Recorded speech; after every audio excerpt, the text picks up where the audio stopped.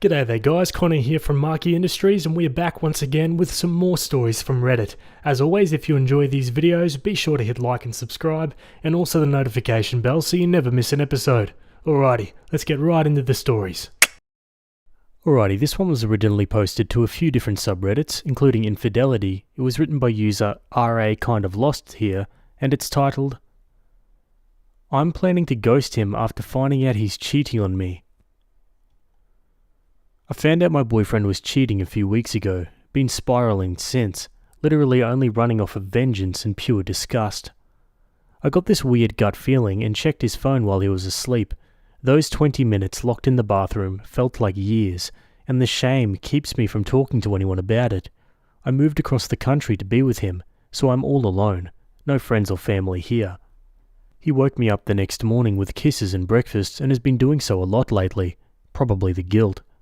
He even bought me flowers for the first time ever, after me hinting at wanting them for years. He thought my quiet crying was out of happiness. He even brought up buying a house for us, something with enough space for potential future children. I'm still going through the motions. I'm making his breakfast and protein shake every day, packing his lunch, making sure dinner is almost ready when he comes home from the gym. What makes me the angriest is that I really, genuinely thought he wouldn't do something like this. He watched his father cheat on his mother and father children out of their marriage, all while she struggled with infertility her entire life. My partner isn't her biological son, and never had her own. She dedicated her life to the two of them, and passed away of ovarian cancer shortly before we met.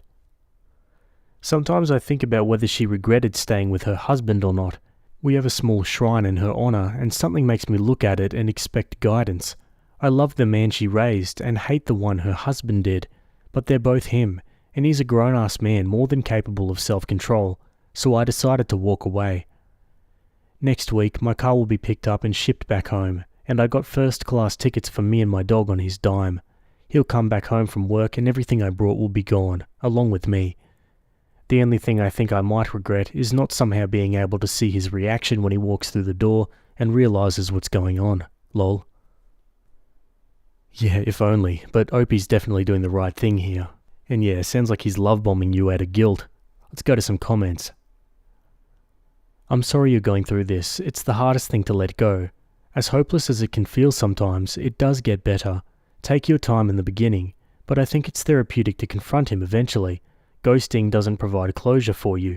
In my experience, confronting the problem head-on gave me a sense of closure. I try to take everything that happens as a life lesson. Good luck with everything. Opie replies, I personally don't believe in closure. I got all that I needed when I realized he was untrustworthy.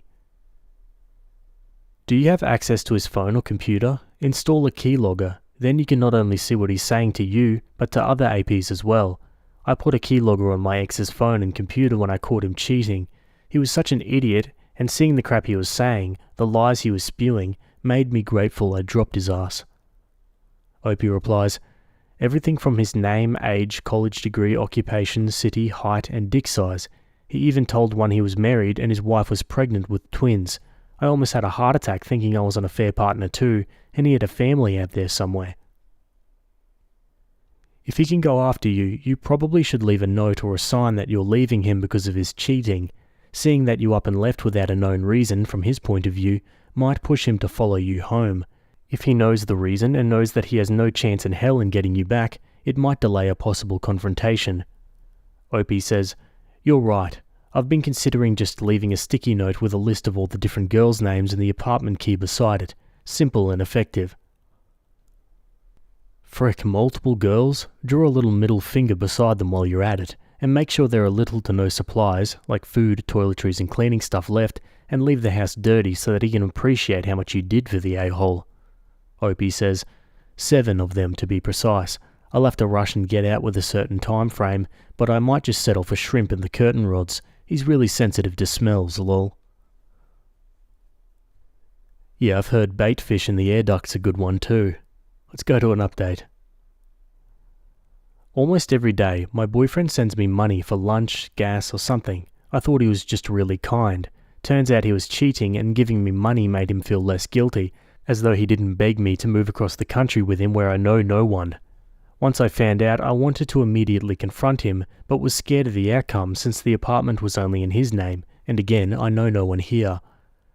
Now I just save every dime of what he sends to be able to pay for the $3,000 moving fees to go back home without hurting my own pocket too much.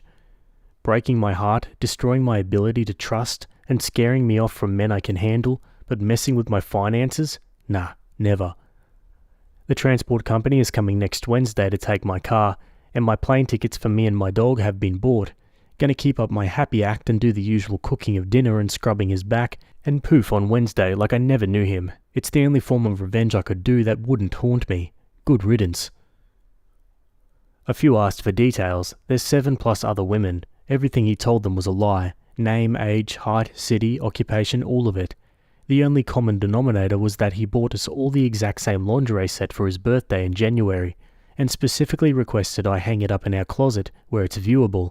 Forgiveness is not on the table. He'll be surprised, but I doubt he'll be hurt. One comment says, I look forward to it. How did you find out if it's not too personal? Opie says, I woke up randomly in the middle of the night, and he's up to no good was all I could think about. I sleep like a literal baby and never ever wake up like that. I took his phone and locked myself in the bathroom while he was asleep and found it all. Okay, so these are all kind of posted on different subreddits and seem to be different trains of thought with OP and what she's going through. Here's another one. I'll be single again pretty soon and I'm looking forward to it, but also not. Like yay, I finally can cook when and how I want to and don't have to split chores and can do everything on my own, my way. But that's the only good part. I've been on my own since I was 16 and I've turned out mostly fine. I've paid off a house and a car, cute dog, debt-free, and I'm finishing up my master's degree at 25. It could be worse. But I'm lonely. I'm not on speaking terms with my family and had a huge fallout with my lifelong friends a couple of years ago.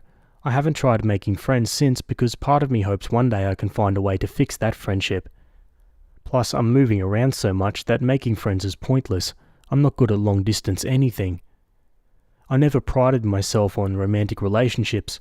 Sure, they're cool, but a loving group of women was always there when I found the most peace and understanding, and that's what I want the most. I guess I'm just going through things right now, and I really wish I had people I trust to talk to. Friend breakups hurt the most. Opie explains how she had a house at such a young age. I lived with my friends and their parents until college started, already had a scholarship, just worked 3 jobs until I was 22, and lived frugally. One comment says, the maths for time and money aren't working out on this end, but there's also a lot of variable and info that's missing. It took me 7 years to pay off my house, and I was contributing to it like it was an emergency. Qualifying for a home and paying it off in that amount of time without help seems nearly impossible. I'm so curious about the formula here. I need a lesson in finance from OP. When I broke it down, it just doesn't seem possible except from a financial windfall counting even a frugal cost of living, along with accounting for taxes paid, etc., and that did not include the cost for transportation, medical, groceries, blah blah blah. Opie replies, the house was a $70,000 foreclosure and is a 4-bed, 4-bath. I was a golf caddy, gentleman's club bartender, and occasional hostess, and notary signing agent, along with selling stationery items on Etsy. Also, my scholarships paid for quite a bit of my home in general. They never specified what kind of housing for them, just housing. I lived in 1 room and rented out the other 3. And the commenter replies, that's the info I was looking for, thank you. That is very smart. Good going, and good luck with your situation. So interested how he reacts to your departure. Yeah, and we'll get there eventually. But first, seemingly more shower thoughts from OP. I found out my boyfriend of almost 4 years was cheating. We lived together for 2 years and I'm leaving him tomorrow. He just doesn't know yet, and won't until after I'm gone. As mad as I am, as betrayed as I feel, I still love him. All I really want is to wake up tomorrow, and this all be a nightmare. I don't enjoy this slice of reality, that the person I loved the most has looked me in the eye and lied to me for who knows how long. And every time I do it, I'm left wondering how many times he did it. How many times did he wine, dine, and bang other women and come home to me? How many times have I been the stupid girlfriend who trusted her boyfriend blindly? How many times have I been some woman's laughingstock? Did he bang us back to back? Did his friends know? Did they look me in the frickin' eye and really not say anything? Did he love them? How many times did he tell me he loved me and meant it? When did he stop meaning it? Did he ever even mean it the first time? I'm not a master manipulator, unlike him. I'm just composed because I've never had any other choice. Emotions got you beat, or worse, when it came to my parents, and I'm more than aware I have a crapload of trauma to unpack, but I can't. Not in the self-pity, woe is me, it's too hard, but no, I probably just can't. Therapists here are wildly westernized, and once I start with a short list, they'll probably just charge me double, maybe triple, and the last time I tried he kept trying to convince me I enjoyed my own assault. Maybe I got cheated on because I'm emotionally inept. My intimacy levels are quite limited. The few times he asked about my childhood, I either A, brushed him off, or B, told him one thing I thought wasn't that bad, and he was so shocked I held out on the actually bad parts. And that's where the hate comes in. He knows what it's like to grow up feeling unwanted. He knows what it's like to lose your parents young. He knows what it's like to feel your entire life has been horrible event after horrible event. But he still did this to me, and I don't get how he could. I could never cheat on anyone, let alone someone who's shared such personal things with me. I haven't so much as made eye contact with another man since we met. Other people were just other people, and we were us. I don't know, I just don't see being able to date again.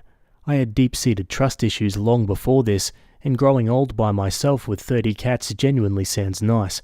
Hell, great even. At least I won't always be wondering when the betrayal will come. Okay guys, now for an actual update on the situation. A transport company came and picked up my car, sold whatever big furniture I bought for low prices. I took his dog to the park and played with him a bit, got him a dog cupcake and took him back to the apartment. Movers started coming for the rest of my stuff, and I hadn't prepared for our property manager thinking we were both moving out, and we hadn't given them the required vacancy notice. She came to talk to me right as my Uber was coming, and I told her what was going on. Unfortunately, they'd already called him because only his name was on the lease. He's called and texted me a few times, but I haven't replied. His workday won't be over for a couple of more hours. I left my apartment keys and anything he's ever bought for me that I hadn't sold already. Didn't feel like taking that stuff with me. While packing, I remembered we bought a pet camera that shoots treats on the entertainment centre and turned it back on. I promised myself I'll disconnect from it by midnight tomorrow, but I have my own predictions about how he'll react, and I just gotta know for sure. Yeah, it's effed up. Sue me, lol. I actually forgot to leave a note and was running out of time before my Uber came and just left the lingerie set he was so obsessed with on the bed. He'll figure it out eventually. Or not. I'm at the airport now with my dog and just waiting on my flight. I wish I could say that I feel free, but I don't, just tired. Thank you all for the well wishes, and thank you more to all of the other women who reached out with similar stories. I think I might have caved and stayed if you all hadn't. One comment asks, what did he say on the text when they informed him that things were being moved out? Opie says, just that he got a call from property management and asked if I ordered something big and if anything was going on. Now an update on the pet camera. I turned it on for about 10 minutes after I got back to my home and unpacked. He wasn't there, but everything was a mess. There was a hole in the wall, furniture flipped over, papers everywhere. The kitchen looked like a tornado went through it. I deleted all of my other social media accounts but didn't block his number. The first 2 days he called me over 200 times. Lots of novel-ass text messages and him admitting to some crap I didn't even know about yet. Quite a few calls from his dad and friends too. I didn't reply to any of them. And moving on to a final update. Just a few things. I mentioned in a comment that I think his dad was the reason his mum passed. Not in the straight-up killer way, but the I cheated so much and gave my wife an STD that led to her getting HPV, and since I didn't allow her to get medical treatment, she ended up infertile with cervical cancer. I misspoke and said ovarian, and died. Way. Of course no one will ever know that for sure, but I doubt it helped any. My ex had always claimed he did not respect his father. He is their biological nephew, not son, as a man, due to it. When I found out he was cheating, forgiving him was never an option because I have no interest in following in his mum's footsteps. I did not have any signs, besides that a few months in he locked down his social media because he didn't want to get passed up on a promotion due to politics. I did ghost everyone we mutually knew for a month or two until I figured out who I could and couldn't trust to not just tell him my new socials and phone number and address. I never blocked his number, but I never replied to any text or calls. They eventually died out 2 or so months later.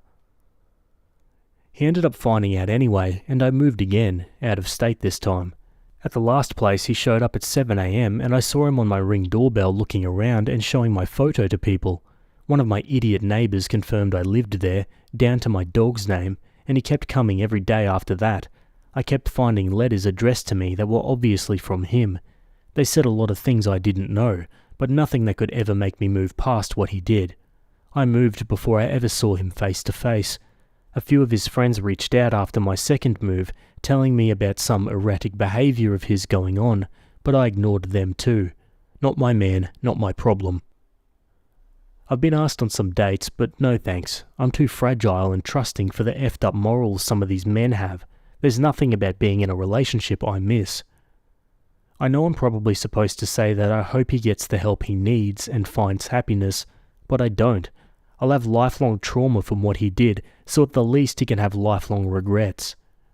Most importantly, I found a great group of women that feel like family and always are there for me. I'm happier than I've been in years. I'm just thankful I got out before I got pregnant or married and was tied to him forever.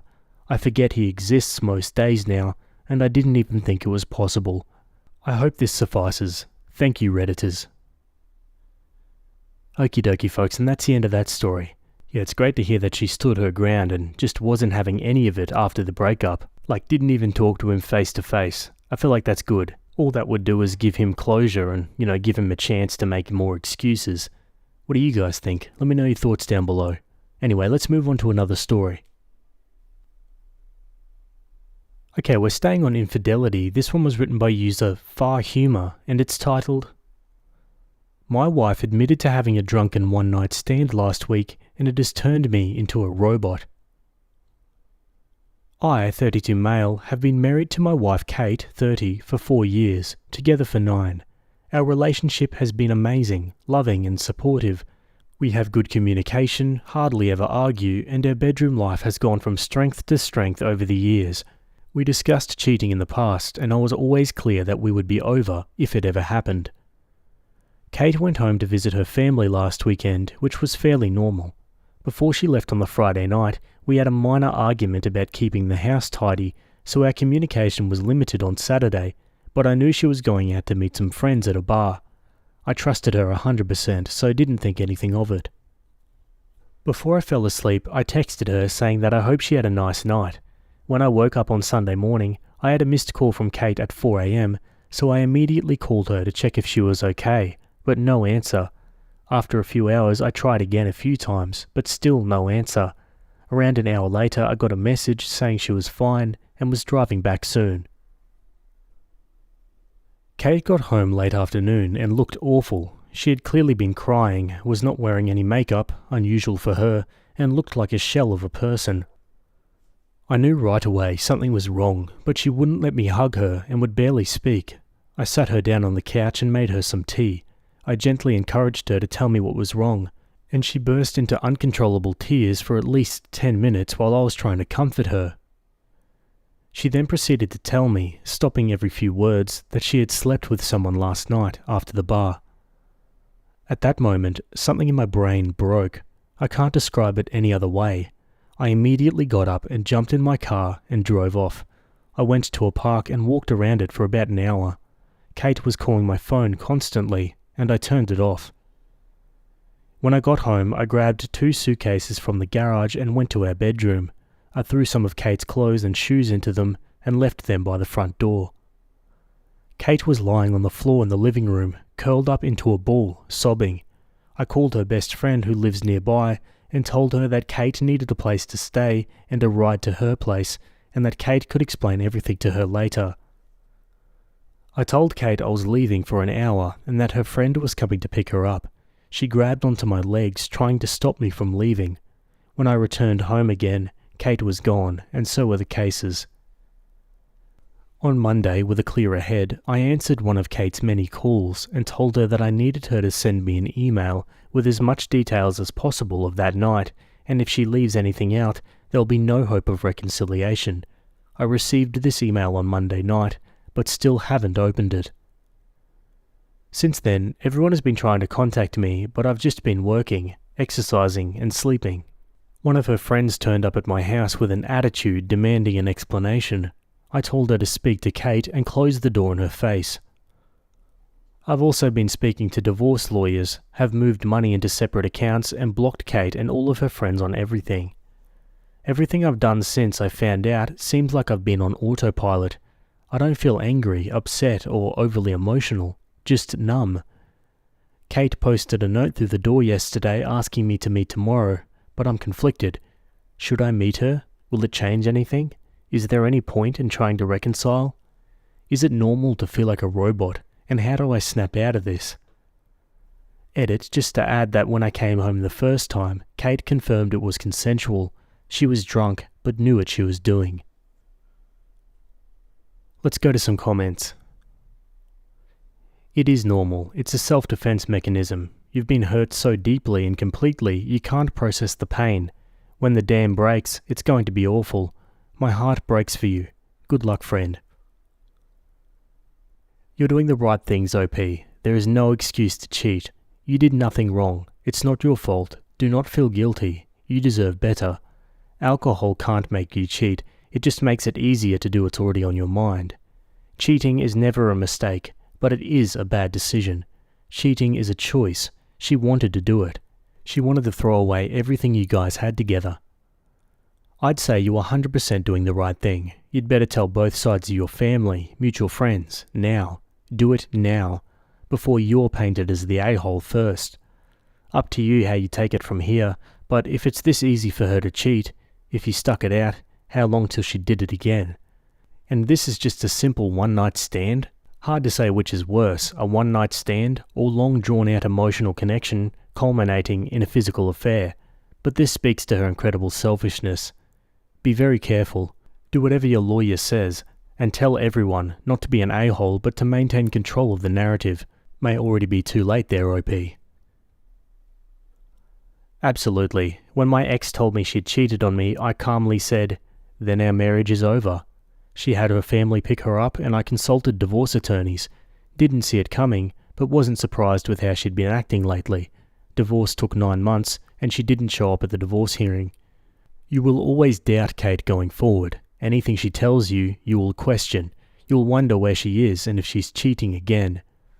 On the positive, she confessed and told you immediately afterwards, which indicates that it wasn't planned and that she did want to be honest with you and work through it. If you can live with that, only you can decide.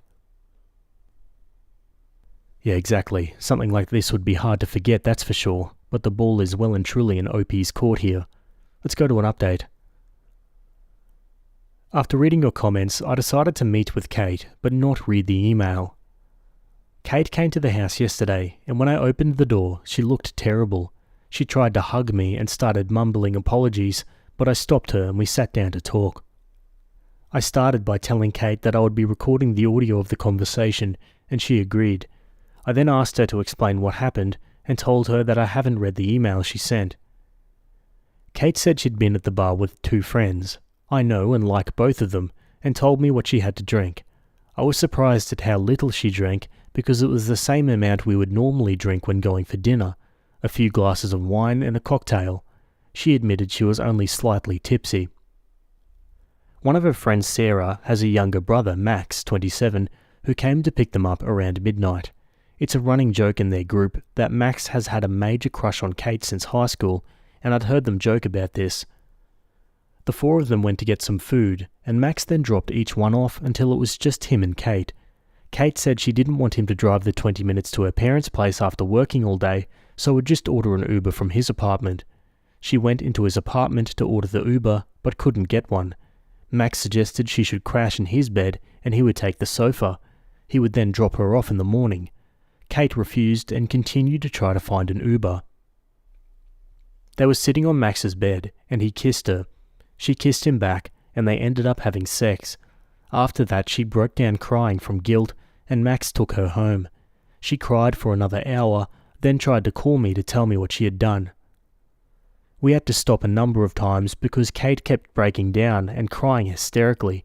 She told me it was a huge mistake. She got caught up in the moment. It was terrible. She only loves me, blah blah blah. After she was done, I told her that her story didn't make sense, but it didn't matter at this stage because I was done. This caused another breakdown. I told her I was going to continue with divorce preparations, but for the next month we would be separated with no contact. I also told her that we would both remain faithful, would get a full STD panel, and she would tell our mutual friends and family what happened. If she sticks to these conditions, I would be willing to meet again to see if there was any way forward other than divorce. She enthusiastically agreed to this, but made it clear that she did not expect me to stay faithful to her. I know many of you will criticize this decision, but I need to be sure that divorce is the right option after I've had time to process everything that has happened. I'm still 99% sure that this is where we're heading, but I need to be 100% certain.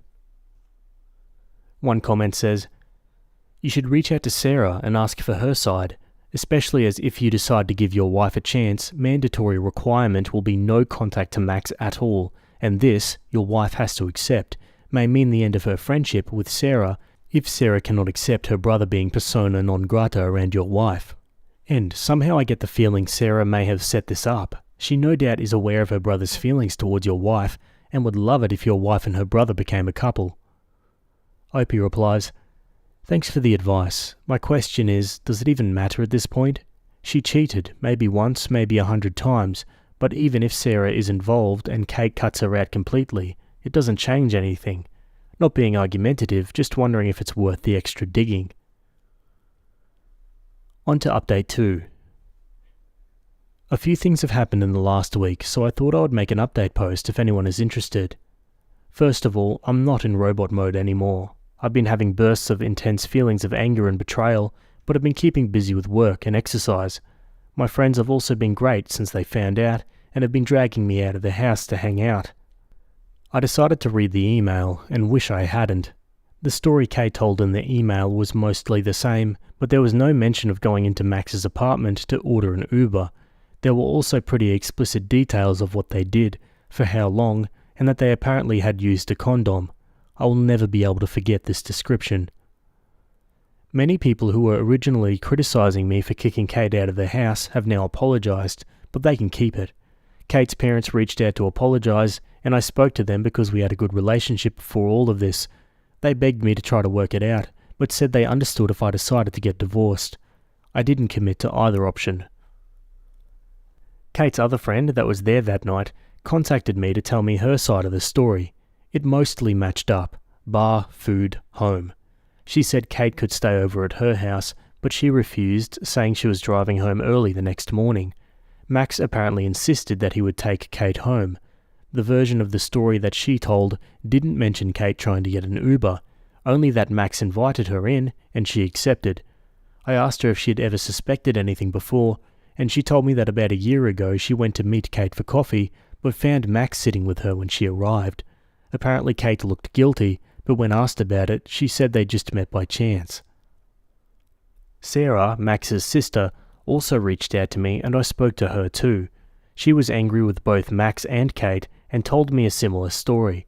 Apparently her whole family are angry with Max, and she had not spoken to Kate since she found out. She apologized on behalf of her idiot brother and said she had warned him to stay away from Kate since high school. She didn't think anything else had happened between them. I've had zero contact from Kate, but heard that she was going to be moving into an Airbnb near our house. Apparently she's not coping well, and called in sick from work a few times over the last few weeks. She does have support from the friend she is currently living with, and I asked her parents to keep an eye on her. Her parents came up to see her this past weekend. I went out with some friends on the weekend and ended up drunk at a bar. I was talking to a girl there who I probably could have gone home with, but I stopped myself because I wanted to keep my self-respect. Reading the email and hearing what they had done made me give up hope of repairing this, especially when I know she's not being truthful with me on other things, so who knows. I'll be moving ahead with the divorce and might not even wait a month before telling Kate that this is my final decision. Oh man, yeah, I know he asked for the email, but I couldn't imagine reading something like that. Let's go to another update, the final one so far. I debated posting this update, but a lot of people seem to be invested in this mess, so here it is. Apologies in advance if this is too much information. Kate sent me an email last week asking to pick up some things she needed for work. My lawyer told me not to prevent her from having access to the house or her possessions, so I reluctantly agreed that she could come over on Thursday night when I would be at the gym. I told her to be out by 7:30, but when I got home at 8, she was still there. When I walked in, she had left a few work-related items next to the stairs, and she was chopping vegetables for dinner. She looked amazing with her hair and makeup done, wearing one of the dresses I like. The whole place had been tidied and cleaned. I calmly asked her to leave immediately, and she made her way to the door, but stopped and asked if we could speak. I should have said no, but I eventually agreed. We sat down and had a conversation for around an hour, which jumped from topic to topic. Again, I told her I would record the audio, and she agreed. I started by asking her if she'd kept her side of the agreement we made the last time we spoke. She said she had taken an STI test which was all negative. Mine was too, thankfully, and a pregnancy test which was negative. She hadn't been with anyone else and also told a few friends and family what happened, and many of them were angry and were not speaking to her. I asked a lot of questions that had been turning over in my mind for the last few weeks. She confirmed that her reason for going into Max's apartment, the Uber story, was BS, and she said he invited her in for a drink, and she agreed, knowing at some level that something was going to happen. She can't explain why she did this other than being selfish and enjoying the attention. She also confirmed that she had texted with Max a few times over the years because he would shower her with compliments and make her feel good. He would always initiate, and she was apparently careful not to lead him on, and said she'd never sent him explicit messages or pictures. Kate also told me that they'd hooked up about 6 months before we got together, but never had sex. She admitted that she was always a bit curious. Her story about being caught at the coffee shop was that Max had texted her asking what she was up to, and she'd told him where she was. He then turned up. She swore this was the first time they'd ever done anything since we'd been together. She said there was nothing missing in our relationship, and she hates herself for ruining her perfect marriage and causing me so much pain. I told her that I still don't believe her story and that there was no point in continuing the conversation. She calmly asked what she would need to do to make this right, offering up her phone, location sharing, not going out without me, etc. She had clearly been doing some research. I said that I had no plans to become her prison guard, especially when I would never get over the betrayal. Things then took an unexpected turn which caught me completely off guard. She asked me to turn off the audio recording because she had something private she wanted to discuss and didn't want other people hearing it. I refused, and she reluctantly continued. She asked if I had been involved with anyone else sexually since all of this happened, making it clear she was fine with it. I told her no, and she said that I must be going crazy. We used to have sex almost daily, and started talking dirty about all of the things I could do with and to her. This involved a lot of kinky things that I had wanted to try or had only done a few times. She said she wanted to meet my needs, even if we did not get back together. She said we could have as many threesomes as I wanted from now on, or we could be open on my side only, and she would even find partners for us and me. She was trying very hard to turn me on, and I stayed silent until she asked who I wanted to have a threesome with. For some reason, I mentioned the name of her co-worker, who was 5 years younger than Kate, and a total knockout. This surprised her, but she was in too deep, and asked me what I wanted to do with her. I went into detail about a pretty hardcore scenario, and Kate was encouraging me, until I said that she would just be watching. This again caught her off guard, but she went along with it. Later on, I realized that I only said all of this as a petty attempt to hurt Kate, which I don't feel good about. She was obviously convinced that her plan was working, so she pulled up her dress and got into my favorite position on the couch, begging me to have sex with her. I'll admit that for a few seconds my body reacted, even though my head was not in the game. Everything suddenly came into focus, and the contents of her email came flooding into my head. I can't explain why, but I started to laugh. Not just a chuckle, but a full-on belly laugh. She looked hurt and moved away, then started to cry. I told her it was time for her to go, and she left quickly, probably due to the embarrassment. I also said she needed to hurry up and get a lawyer because we're getting divorced. The post-nut clarity after she left confirmed that I had dodged a bullet. I have a meeting with my lawyer later this week and want to move forward with the divorce as quickly as possible. Oh wow, what an ending. He's a stronger man than most, I'd imagine. But yeah, how sneaky is that from the ex? Trying to seduce him like that? Get out of here. What are your thoughts about this one, guys? Let me know in the comments. Alright, let's move on to another story. Alrighty guys, we're getting a little bit of legal advice. This one was written by user Unhappy Smoke, and it's titled, I stupidly let my mum borrow my car in Houston, and now she's refusing to give it back, and I'm stuck, unable to work. My mum's car was rear-ended, so while she was waiting for her insurance to decide if they were going to cover the repair or not, I decided I'd let her use my car. We spoke on the phone and agreed that I would lend her my 2013 Toyota Corolla LE from the dates July 23rd to August 2nd, which would be a Friday. The reason I agreed was because she told me that on that Friday she could start working from home and wouldn't need a car as desperately, but I specifically told her I needed my car back on this specific day because I'm in the middle of starting a small auto shop, which is a good 40 miles away from where I live. Stupid of me, I know, but I wanted to be a good son and help out my ma. Plus, at the time, I didn't need a car. The paperwork wouldn't be done until the 5th or 6th of August anyway. The problem is that it's now August 13th, and she still has not yet returned my car to me. I've called, texted, left voicemails, and the whole nine.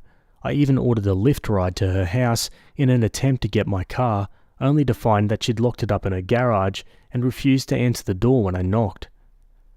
I called the police who showed up, knocked on the door, and told me that because I allowed her to use my car, this was a civil matter and I'd have to do a 10-day letter of demand before I could report it stolen. The problem is that I'm a 24-year-old who's just sank $7,900 into my garage startup, and I can't afford to sit waiting for 10 days not in Katy making money. I have 2 trusted mechanics who left their jobs to come work with me who haven't been paid or given work yet because I can't get to my shop and get the server and shop manager system up and running. I literally only have $200 left, so I can't afford taking Lyft rides, ripping and running around town searching for her. I feel like the biggest frickin' idiot for letting myself get put in this position, and I just don't know what to do. I have my letter of demand drafted, but I'm worried that in the 10-day window she'll damage my car or run it into the ground. I still owe $14,000 on it, and the oil change service interval was coming up at 58,450 miles, which I know she's not going to pay to have done. All that BS talk about blood being thicker than water is exactly that, a load of BS. Geez, what is mum doing? Opie comments on their relationship with their mother. I always figured our relationship is good, but she's the kind of person who puts her wants and needs above anybody else. I need my car back so I can go to work and make money? Don't care. I have a doctor's appointment next week and need your car. I knew that that's the kind of person she is, yet I still chose to let her borrow my car. I should have known that I wouldn't get my car back on our agreed upon date. Another comment says, do you have a spare key for it? If so, can you wait until she goes to work, then just pick it up from her job and leave? Or if not work, when she goes to the store or something? You might have to stake out the house all day for her to leave, but it would be worth it to get your car back. Opie replies, yeah, I have both a spare key and a LoJack tracker, but the issue is money. I only have $200 and some change. I know a repo job is going to cost more, plus because she knows that I want my car back, she's not staying in one place for long periods of time, and when home she puts it in the garage. Makes planning a grab difficult, plus she'll still have my other key and know where I live. I wouldn't put it past her to try and come take my car back, shaking my head, but at least if she does that, I can immediately report it stolen. Let's go to an update, see what happens. I followed your guys' advice to a T, sent the demand letter and waited. The 10 days ended yesterday, but she would still not return my car, so I went down to the HCPD HQ to report the vehicle as stolen. Was able to get her on the phone with the sergeant, who told her that once I decide to press charges, it becomes felony possession of a stolen vehicle and unauthorized use of a vehicle, and if she's driving it or caught with it at her house, she'll be arrested and charged, and I would not have a say in the matter. Once I sign that line, whatever happens next happens. Long story short, that lit a fire under her ass, and she left the car with my spare key in the glove box across the street. Of course, I requested an officer to meet me at the location, just in case she tried to get belligerent, or in fact had damaged my vehicle, which she didn't. She's officially had my car since the 23rd of last month, but it's back in my possession now. She's put well over 2,000 miles on it, and the maintenance light is on. But for now, I'm glad to be done with this, and I want to thank all of you who either gave me good advice or gave me the metaphorical slap I needed. As for my shop and getting there, one of my mechanics lent me his old Beta so I could get to and from. So the shop is up and running, and we're already up to our neck in jobs. Got 7 satisfied customers and 5 others waiting on parts. Glad to say that everything worked out once I took a step back and analysed everything. Geez, that mum's a real piece of work. Last time he's ever letting her borrow his car, I'm imagining. What do you guys think about that one? Let me know your thoughts down below. Anyway, that's it from me today. I hope you guys enjoyed those stories. Thanks for making it to the end, and I'll see you all in the next video. Have a good day. Cheers.